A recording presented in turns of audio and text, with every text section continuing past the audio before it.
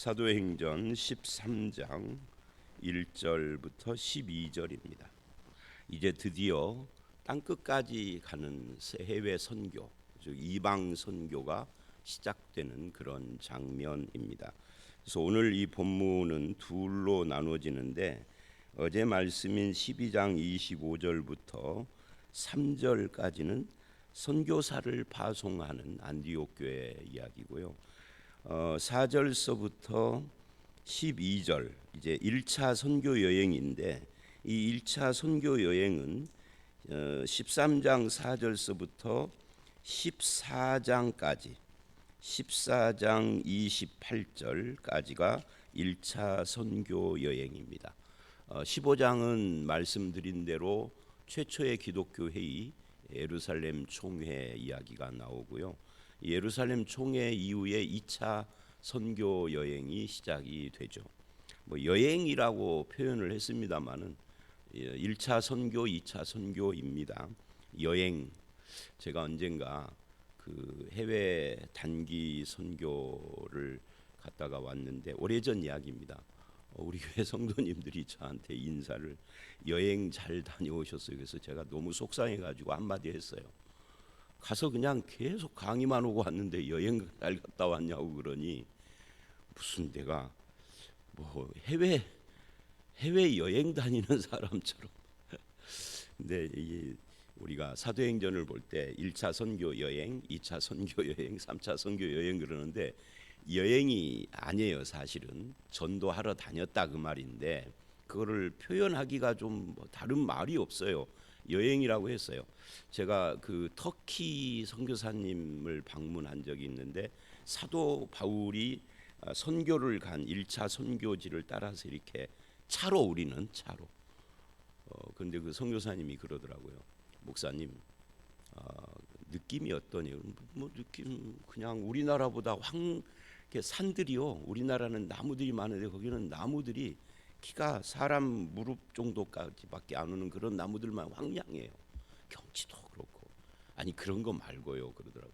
뭐가 그랬더니 목사님 여기를요 사도 바울은 걸어 다녔어요 그러더라고. 그 말을 걸어 다녔어요라는 말을 들으니까 맞아 우리는 이 차 타고 지금 8시간을 한 산을 넘어가는데 8시간 걸리더라고요. 차로. 아침 8시에 출발해서 12시에 정상에 도착을 했어요. 거기서 길거리에서 김밥 먹고 내려가서 산 밑에 도착했는데 저녁이야. 그래서 도착해서 저녁밥 먹었거든. 이거를 사도 바울은 걸어갔어요 그러더라고. 여행이라고 했지만 지금 사도 바울이 죽을 고생을 하는 겁니다. 그래서 고린도 후서를 보면 강의 위험, 강도의 위험, 무슨 그런 위험들에 대한 이야기를 하잖아요. 그 지역이 옛날에는 강도들이 그렇게 많았다고 하더라고요. 그러니까 이 여행 1차 선교 여행이라고 제가 표현하는 것이 딱히 다른 표현 방법이 별로 없어서 다른 사람들이 하는 식으로 저도 선교 여행이라고 표현을 하지만 죄송스럽죠. 이거 죽을 고생을 하면서 다닌 겁니다. 여행 다닌 게 아니에요. 가방 메고 사진기 들고 촬영하러 다니고 이런 것이 아니다 그 말이죠. 자, 어제 말씀 12장 25절 바나바와 사울이 부조하는 일을 마치고 마가라 하는 요한을 데리고 예루살렘에서 돌아오니라. 예루살렘의 부조, 이제 구제를 부조했다는 건 구제헌금 이거를 전달했다는 거예요. 그리고 돌아오는데 마가라 하는 요한을 특별히 이야기를 해요. 왜냐하면 이 마가 요한이 1차 선교 여행 때 중도 포기를 함으로써 2차 선교를 떠날 때 바나바와 바울이 이게 의가 틀어져서 다투고 헤어지거든요. 그 요한을 일부러 여기에 표현을 합니다. 근데 이제 마가 요한이 나중에 마음이 변해서 좀 사람이 제대로 되죠. 이제 젊었을 때는 그럴 수 있잖아요. 그래서 이 마가 요한이 나중에 마가복음을 쓰게 되는 거예요. 자, 그렇게 해서 돌아왔습니다. 그리고 안디옥 교회를 소개를 합니다. 1절을 보니까 안디옥 교회에 지도자들이 5명이 있었다.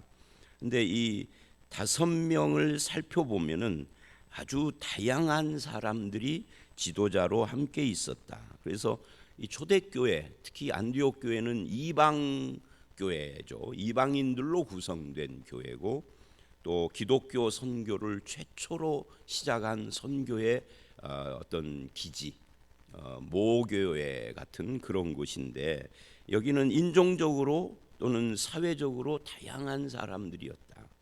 예를 들면 사울은 박해자죠. 또 거기 보니까 그 구레네 사람 니게르라고 하는 시몬도 있고, 구레네 사람 루기오도 있고 그래요. 근데 이 니게르라고 하는 것은 피부가 검다, 그러니까 우리나라식으로 말하면 검둥이, 뭐 그런 별명입니다. 니게르라는 별명을 가진, 검둥이라는 별명을 가진 시므온, 이름이 시므온이니까 유대인이에요. 그러니까 이 사람의 조상이 어쩌다가 이제 디아스포라로 아프리카 쪽으로 넘어간 거죠. 거기서 혼혈이 돼가지고 그 후손인 겁니다. 그러니까 인종적으로 조금 그런 사람인 거죠. 구레네라는 말도 마찬가지예요. 구레네도 이것도 아프리카 쪽입니다. 그리고 헤롯의 젖동생 마나엔, 이 젖동생이라는 말은 말하자면은 헤롯 왕이 어렸을 때 엄마 젖을 함께 먹은 거예요. 그러니까 이 마나엔의 어머니가 유모인 거죠. 헤롯의 유모이면서 그 함께 엄마 젖을 먹었던, 그러니까 헤롯보다 나이가 좀 젊은, 어리지만 어린 시절을 왕궁에서 함께 자란 사람이니까 거의 이 사람은 귀족급 되는 거예요. 그러니까 다양한 그런 사람들이 함께 모였습니다. 바나바, 이 바나바는 구브로라고 하는 섬 출신이에요. 이 지중해 지도를 보면 이쪽 그 유대 방향으로 큰 섬이 하나가 있습니다. 그게 이제 구브로인데, 이 구브로 사람들은 좀 사람들에 대한 평가가 별로 안 좋은 지역으로 소문난 곳이에요. 그러니까 이런 사람들이 다양한 배경을 가지고 함께 안디옥 교회를 형성하고 그냥 교인으로 있을 뿐만 아니라 교회의 지도자들이었다. 오늘로 말하자면 목사, 장로 이런 사람들이었다 하는 이야기예요. 그러면 여기서 우리가 이런 생각을 해봐야 합니다. 이런 다양한 출신, 인종적으로도 그렇고 사회적인 지위로도 그렇고 또는 여러 가지 뒷 배경으로도 다양합니다. 박해자서부터 시작을 해가지고 왕궁 출신까지 이 사람들의 공통 분모가 무엇인가 하는 거예요. 뭘까요? 공통 분모가 뭘까요? 예수님이죠. 예수를 믿는다는 거죠. 복음이 공통 분모입니다. 지금 이 새벽 기도에 우리 교회 교인들의 전체에 비해서 아주 소수가 지금 계시는 거지만, 제가 이 말을 하면서 이렇게 보면은 지금 여기 계신 분들도 진짜 다양하신 분들이에요. 뭐 여기서 일일이 다 말씀드릴 필요는 없겠지만, 연세도 그렇고 직업도 그렇고 고향이라든지 뭐 여러 가지 면에서 성격도 아마 다양하신 분들이 지금 앉아 있는 것 같아요. 근데 우리들의 공통 분모가 뭐죠? 예수 그리스도, 복음이라는 공통 분모를 우리는 가지고 있는 거고, 그게 교회입니다. 그래서 교회는, 저는 이렇게 생각을 해요. 교회는 어떤 하나의 성향과 직업과 어떤 출신들로만 모여 있는 교회, 그런 교회는 특수교회죠. 있을 수 있지만 그러나 그거는 보편적이지 않다. 어떤 특별한 상황으로 있을 수는 있겠죠. 근데 그게 온전한 교회의 모습은 아니다. 교회는 다양한 사람들이 모여야 교회인 거죠. 어떤 하나의 직업으로만 이게 선교단체는 그럴 수 있어요. 하나의 목표를 위해서 모였다. 우리 교회에 1년에 한 번씩 오시는 기드온 선교회, 기도원 협회 같은 경우 성경 보급이라고 하는 한 목표로 함께 모였으니까 다양할 필요가 없죠. 그 관심사가 같은 그분들이 근데 거기는 교회라고 하지 않고 선교단체라고 하죠.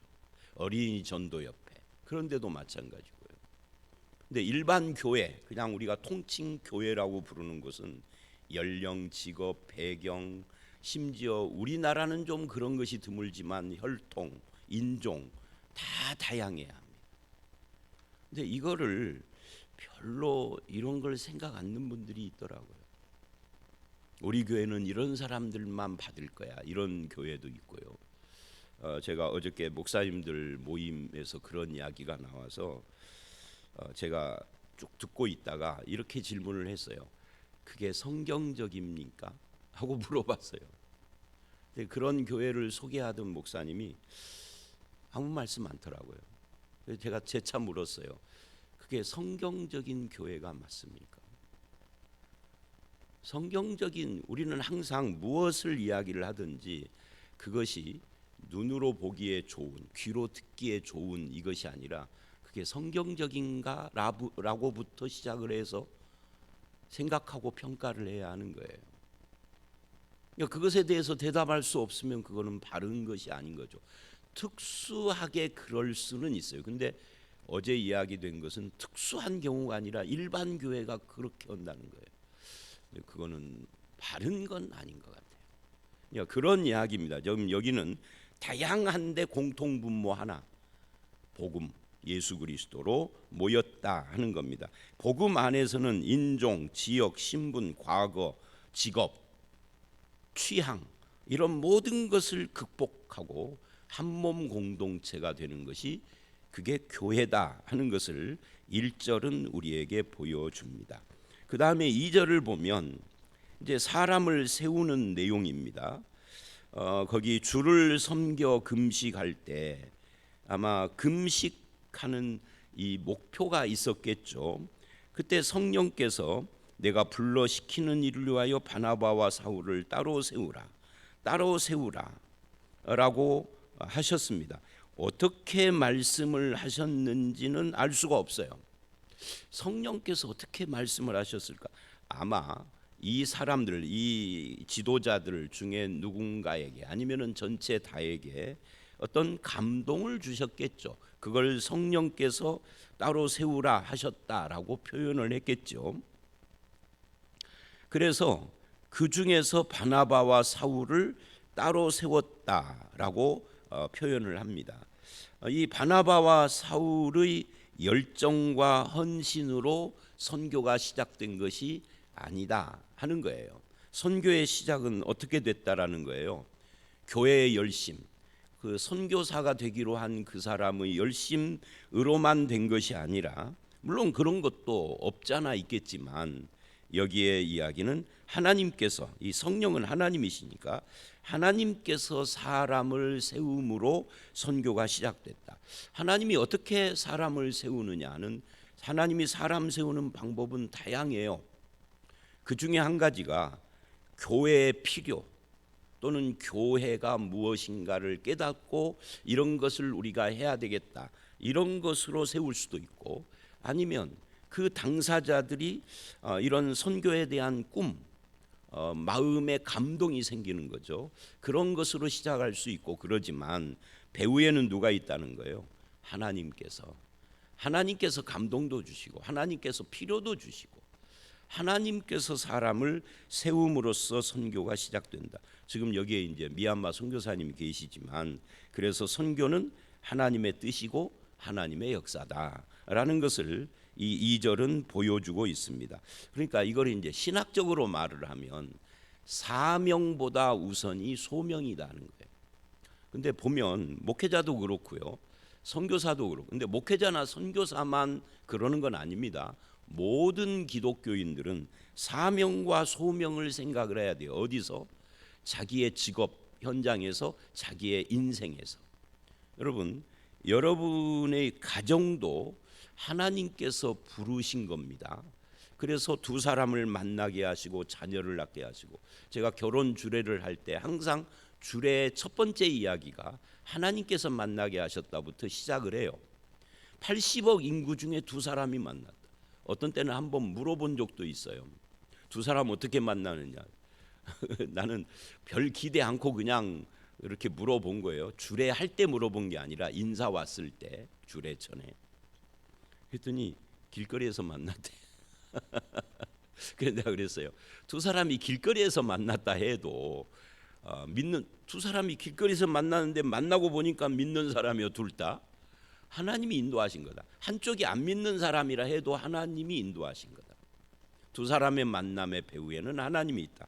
똑같은 이야기예요. 우리는 가정을 꾸린 것도 하나님의 부르심인 거고요. 여러분이 있는 직업, 선교사가 아니고 목사가 아니어도 직업도 하나님의 청지기로 나를 거기에 부르신 거고, 이 소명, 부르심, 콜링, 이 소명에 응답하는 것을 사명이라고 하는 겁니다. 그러니까 사명보다 소명이 앞서는 거예요. 근데 소명 의식이 없는 분들이 굉장히 많아요.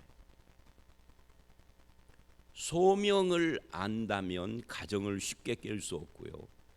소명을 안다면 대충 목회하거나 선교하거나 직업 현장에서 대충 농땡이 치면서 저 예수 믿는 것 항상 뺀질뺀질해라는 소리를 들을 수는 없는 거죠. 소명에 대한 반응이 사명이니까요. 그런데 이런 사람도 있어요. 사명감이 넘쳐, 펄펄 넘쳐. 근데 하나님의 부르심이 아니야. 이런 경우도 있어요. 그래서 이 사명과 소명을 잘 생각을 하셔야 합니다. 어쨌든 파송하시는 분은 하나님, 즉 성령님이시고 세우신 분도 성령님이시다 하는 것을 이야기를 하고 있는 겁니다. 그래서 이들을 위하여 3절, 이에 금식하며 기도하고 두 사람에게 안수하여 보내니라. 보내는 것은 누가 보내요? 세우신 것은 성령께서 세우시고 보내는 것은 교회가 보내시죠. 어떻게 보내느냐 하면은 안수하여 보냈다. 기도했다는 것은 하나님의 뜻을 구했다는 거고, 안수했다 그래요. 여러분 안수가 뭐예요? 안수. 목사 안수, 병자 안수, 뭐 무슨 안수, 모든 안수, 뭐 성령 받기를 위하여 기도하는 안수, 무엇이든지 안수는 무엇이든지 다 동일한 의미를 가지고 있어요. 그게 뭐죠? 연합입니다. 하나됨. 그러니까 선교사를 파송할 때 이 사람들에게 교회가 안수했다 이 말은 이제 너희 두 사람이 가지만 너희 배후에는 우리 교회가 함께 가는 거야. 그런 의미로 안수를 한 거예요. 그냥 단순히 협력만 하는 것이 아니라 파송하는 경우, 협력만 하는 것은 월 얼마씩 이렇게 지원을 해주니까 무슨 뭐 우리 교회가 파송 이렇게는 말을 않잖아요. 그런데 우리 교회에서 파송을 할 때는 우리 교회가 같이 가는 거야 라는 의미로 안수를 해서 보내는 겁니다. 이렇게 해서 이제 선교사 파송을 하는 거예요. 그래서 이제 4절서부터 1차 선교 여행을 시작을 하는데 14장 28절까지 1차 선교 여행의 그 지역들을 보면 소아시아 지역의 남부, 그러니까 이 소아시아가 터키잖아요. 터키를 옛날에 아시아라고 불렀어요. 소아시아. 그런데 그 남부 지역, 터키가 이렇게 좀 네모나게 생겼어요. 나라가 물론 네모난데 이쪽 그 동쪽 지방은 좀 이렇게 쭉 밑으로 좀 삐져 내려갔죠. 그게 안디옥 있는 그 밑으로. 그걸 빼놓으면 이렇게 돼 있는데 네모로 돼 있는데 그 중에서 동쪽 완전 동쪽은 아닌데 중남부 지역 그 남쪽 지역을 1차 선교 여행으로 하는 겁니다. 그 첫 번째 출발지인 안디옥에서 구브로 섬으로 가가지고 구브로 섬을 횡단한 다음에 터키 지방으로 배를 타고 건너가서 아까 말한 8시간 차로 이렇게 하는 그 산맥을 넘어가가지고 그 다음에 비시디아 안디옥부터 시작을 해서 쭉 하고 다시 그 코스로 돌아오는 이게 1차 선교 여행지예요. 새벽이라 뭐 PPT를 띄울 수 없어서 말로 하는데 그렇게 하는데 이제 그 중에 구브로에서의 이야기가 4절서부터 12절 이야기입니다. 내일 말씀인 13절을 보면 바보에서 배 타고 밤빌리아에 있는 버가, 밤빌리아는 우리로 말하면 전라북도 이런 겁니다.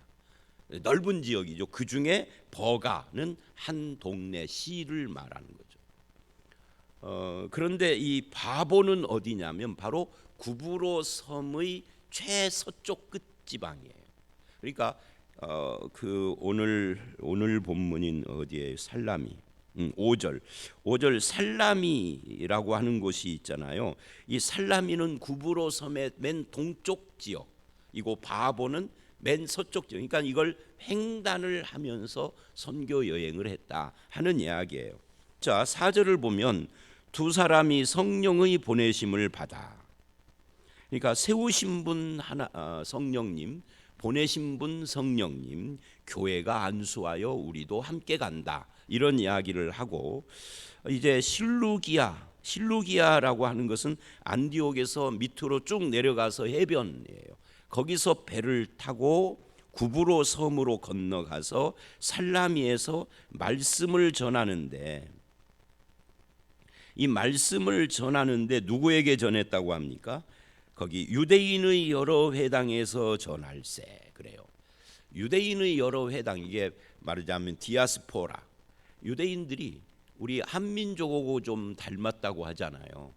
외침을 많이 역사 속에서 당해가지고 이 사람들이 침략을 받을 때마다 포로로 잡혀가기도 하고 도망도 가고 나라가 완전 망해가지고 뿔뿔이 흩어지고 해서 그 지역의 그 헬라 지역, 뭐 로마라든지 유럽 남부 지방 또는 동쪽으로는 심지어 중국까지, 저는 안 가봤는데 중국 상해인가 어딘가 하면은 지금도 유대인 공동체가 있다고 그래요. 그러니까 그때 이 중국까지 도망온 사람들이에요. 물론 이제 중국까지 온 사람들은 그 옆으로 도망간 사람들과 좀 비교해서 종교적인 정체성을 많이 상실했겠지만, 그리고 아프리카도 가고 그렇게 이제 흩어졌는데, 이게 몇백 년 전부터 그런 일들이 계속 발생을 했어요. 아수르의 침략 BC 722년 그때부터 시작을 해서 658년 바벨론에 의해서, 그리고 페르시아의 지배 가운데서도 그런 일이 있고 계속 로마의 그랬는데, 그것이 몇백 년이 지나서 예수님 시대, 사도 바울 시대에 보니까 이게 전부 다 선교의 기지가 되는 거예요. 우리가 처음 간 구브로 섬에 아는 사람도 아무도 없는데 유대인 공동체가 있는 거예요. 나도 유대인이잖아, 바울이, 바나바도 그렇고.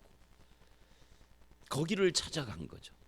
그러니까 유대인이니까 환영을 했는데 알고 보니까 예수쟁이들인 거예요. 그래서 이제 막 분열이 일어나고, 그러나 믿는 사람이 생기고, 이제 이런 일들이 일어나서, 야, 하나님의 뜻이라는 것이 1, 2년 뒤에 나타나는 것이 아니라 몇백 년, 722년에 북왕국이 망하면서 흩어진 후손이라고 한번 가정을 해보세요. 722년이 지난 뒤에, 722년이 지난 뒤에 예수님이 오시고, 예수님이 오신 뒤로도 또 한 40년, 50년쯤 지난 뒤가 지금 이 1차 선교 여행 이때거든요. 그러니까 거의 800년 가까이 지난 거예요. 770년, 80년. 여러분이 770년 후를 바라보긴 합니까? 우리는 이런 생각을 하죠. 700년 뒤에 지구가 있을까? 근데 하나님의 뜻은 700년, 800년 전부터 이미 선교를 위한 이 포석을 다 해놨다는 거죠. 이걸 뭐라고 부르는 거죠? 하나님의 섭리라고 그러는 겁니다. 우리는 하나님의 섭리 속에 있는 겁니다. 우리가 예수 믿은 것도 마찬가지고요. 그렇게 해서 이제 섬을 마가 요한을 수행원으로 하고 섬을 가운데로 지나서 바보라고 하는 곳에 이르렀는데, 거기에 이게 참 희한한 일이에요. 바예수라고 하는 유대인 출신입니다. 거짓 선지자 그리고 마술사를 만났다. 이게 뭐가 재밌느냐면, 예수님이 이 땅에 오시고 십자가를 지신 지 이제 많이 지나봐야 한 15년, 20년도 안 지났는데 이단이 있는 거예요. 이단. 바예수. 바가 뭐냐면은요, 아들이라는 뜻이에요. 바가. 성경에 보면 바라는 그 표현이 앞에 붙어 있는 사람들이 가끔 나옵니다. 그러니까 아들, 누구의 아들? 예수의 아들. 이런 거죠. 내가 예수의 아들이야. 그런 사람이 있었단 말이에요. 거짓 선지자 마술사니까 뭐예요? 신기한 일도 하는 거예요. 이적도 일으키는 거죠. 이단이 벌써부터, 이단의 역사, 이단은 언제부터 있었습니까? 하고 누가 물어봤어요. 누가 물어봤느냐면 제가 CBS에서 대담을 하는데 아나운서가 묻더라고요. 목사님, 이단은 언제부터 있었어요? 그래서 이야기를 했어요. 예수님 십자가를 지시고 한 20년도 안 돼서 이단이 벌써 있었다고. 그거보다 더 빨랐는지도 몰라요. 성경 기록이 그런 거죠. 이단은 역사가 오래됐어요. 근데 여러분, 이단들이 먹히는 이유가 뭐죠? 말빨도 좋고 뭐 이런 것도 있지만 마술사, 즉 기적이나 이적이나 신기한 일들을 행하니까 먹히는 거예요. 그런 거 좋아하는 사람은 이단에 빠질 확률이 큰 사람들이에요. 그래서 신앙은 항상 뭐여야 된다? 말씀에 근거해야 한다 하는 이야기. 아까 내가 어떤 목사님이 어떤 소개를 계속 하길래 다 듣고 있다가 그런데 그게 성경적입니까? 하는 말을 한 2번, 3번을 반복을 했던 것처럼 이게 성경이냐? 이게 하나님의 말씀이냐? 즉 하나님의 뜻이냐? 이거 앞에 우리는 항상 열려 있어야 되고 기준이 서 있어야 됩니다. 그 만났어요. 그런데 총독인 서기오 바울, 바울이에요. 또 바울 이름이 함께 있으니 이 서기오 바울이 총독이니까 그 지방의 통치자예요. 이 바울은 지혜 있는 사람이라 바나바와 사울을 불러 하나님의 말씀을 듣고 싶어해요. 그런데 이 마술사 엘루마, 이 엘루마 이름을 번역하면 마술사라는 뜻인데 원래 이름은 이게 바예수라고 하는 별명을 가지고 있는 엘루마라 불리는 그런 사람인 거죠. 총독이 예수를 믿지 못하도록 옆에서 방해를 하는 거예요. 이게 방해를 하는 이유는 안 나와 있어요. 근데 아마 이런 걸 거예요. 예수를 믿으면 자기를 따르는 사람인데, 그 중에 유력한 사람인데 따르면서 뭐 했겠어요? 이 사람의 말에 따라서 헌금도 하고 뭐 여러 가지 했겠죠. 그런데 이게 고객을 잃어버리니까 믿지 못하게 한 거죠.